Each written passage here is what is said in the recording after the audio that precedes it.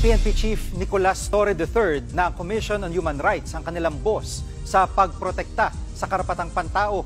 May bago rin siyang direktiba sa pag-promote ng mga pulis. Nangunguna sa balita si Kari Cator. Kari, ano itong direktiba ni PNP Chief Torre? Sige, obligado ng magsumite ng affidavits of arrest ang mga pulis na gustong magkaroon ng pwesto o ma-promote. Yan daw ang magsisilbing patunay na nakapag-aresto sila.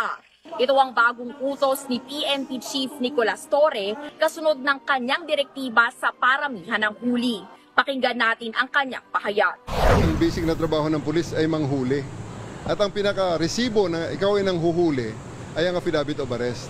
Paano mo masabi na maging effective kang commander or supervisor nitong frontline personnel, ikaw mismo hindi mo pa nasubukan na pumirma ng affidavit of arrest?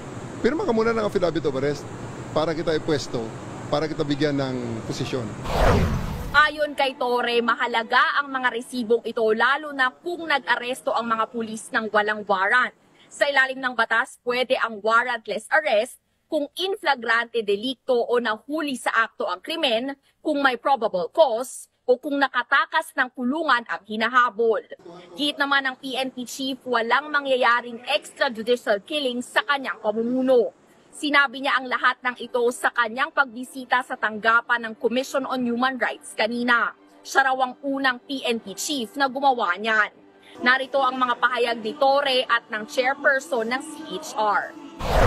CHR is our boss on the protection of human rights. And I do recognize at ako ay nagpapasalamat sa CHR for keeping us always in check and being a partner of the Philippine National Police in ensuring that everything that we do is within the ambit of the law.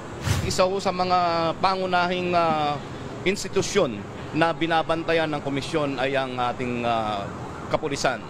Ito hong pagbisita ni Chief PNP dito sa ating komisyon ay mahalaga dahil mapapaigting at mapapabuti ang aming relasyon upang ma-integrate na rin ang human rights sa pagtupad sa tungkulin ng ating kapulisan.